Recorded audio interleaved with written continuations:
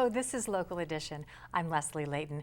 Education Secretary Betsy DeVos will likely push for school choice, pro-voucher, pro-charter schools as well. What does that mean for local schools? In the Santa Ana Unified School District, they have been keeping track of these movements, and we have two representatives from our local area to discuss charter schools and vouchers and what it means for everyone here.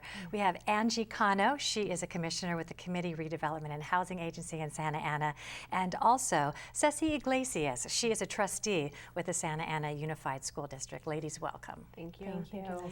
What do you think of the selection of Betsy DeVos as Education Secretary? For us in our community, I believe she offers hope. She offers hope regarding the education options that we're going to have. You know, we have traditional public schools, but many of the times our community doesn't know the additional options that we have, which is like charter school, like you mentioned, potential of vouchers too. We also have homeschooling, and we also have online learning. So there's opportunities for different mechanisms for our community to get their public education that many of the times when I speak to parents or I speak to community, they're not aware of.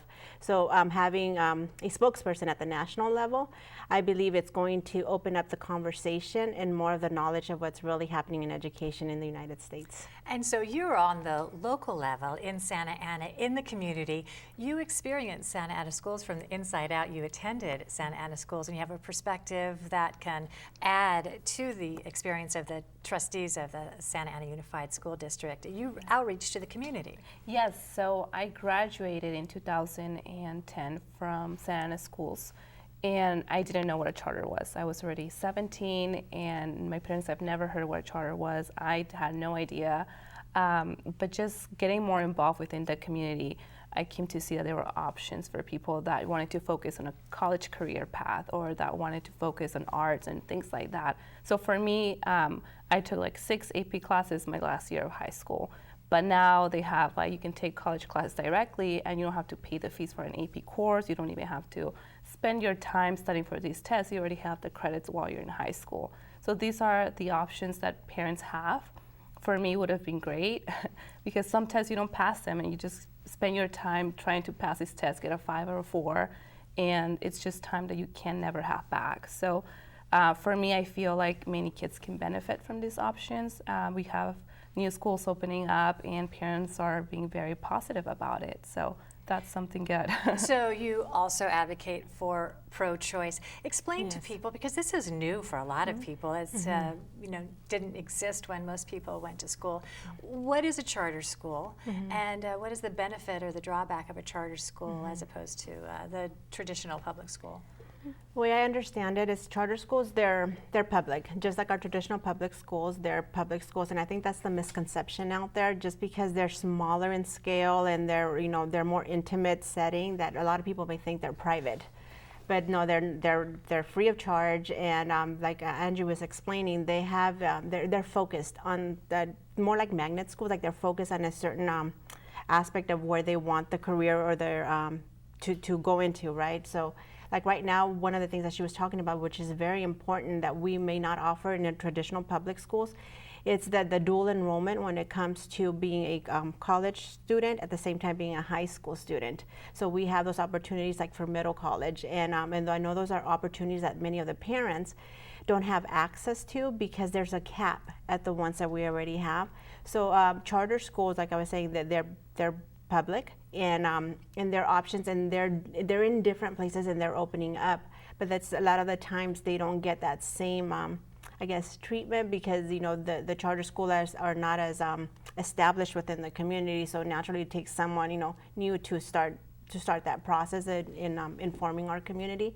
So I've seen what charter schools have done in our school, in our Santa Ana Unified School District, because we approved 5. In Santa Ana, we have 5 approved by the district, and we have about 6 that are approved by the Department of Education, for Orange County Department of Education. So it's an opportunity for all of the educational partners to come together and for the entire city of Santa Ana to benefit, because I strongly believe kids don't just learn one specific way. There's different ways of learning. And the charter schools, what it does, it provides parents that opportunity for the kids for their children to learn in different settings. And my feedback that I received from the parents that have their kids in charter schools, it's positive, it's working for them. So as an elected official, you know, for me, that's my responsibility to ensure that, you know, I give them the information and for them to make that choice. Now, Angie, you excelled in school, and you talked about how the specialized classes that gave you credit for college was a benefit. What about kids who are having a tougher time maybe adapting to the language barrier? Absolutely. For me, I was able to excel in a classroom of 40 students. Some kids can't do that. My brother's one of them. He has ADHD. So for him, he was in the school, in the public schools for SAUSD since I want to say 10th grade. So this was his first year at charter school. And all his time that he was in this public schools, he was basic in English. He was always like at the bottom. And just 6 months now in that charter school, he has become advanced.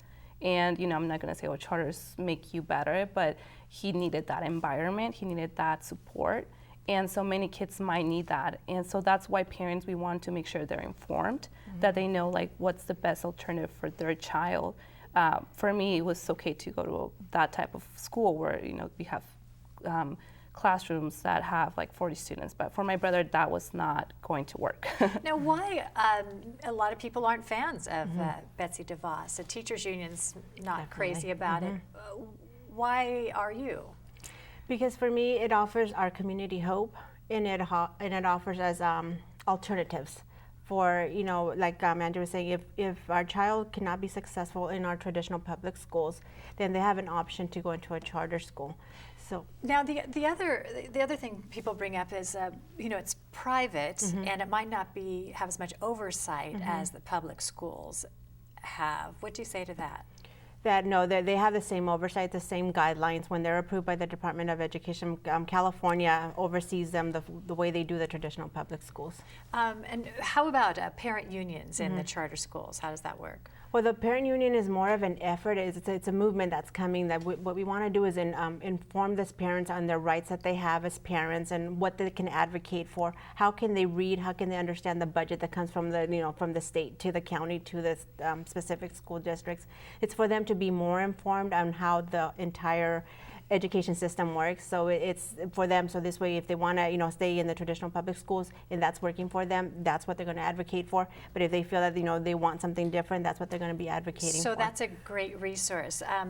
Unfortunately, we don't have a lot of time to talk about this. We have about a minute and a half. So let's talk about resources parents can turn to if they want to get more information about making these school selections or learning more about what it is that you're talking about. So if they want to get more information, they can have access to the parent union. And what they can do is just let us know what they need. Like, my child's not excelling in math, English, or he wants to do arts. So we will match them, like, these are your options in Orange County. And then you can decide what works best for your child. And Ceci has information as. Yeah, and then you could also follow us on Facebook, through Ceci Iglesias SAUSD trustee, and I'll be able to share more information there. And then also, if you wanted to follow California Charter School Association, you can do that, and also your individual school district of where your child is attending. Because there's a lot to understand about this, charter schools, vouchers, and the like. We appreciate you being here to start the conversation about this, and I wish you a lot of luck. Thank you for being here. Glad you could join us too. I'm Leslie Leyton.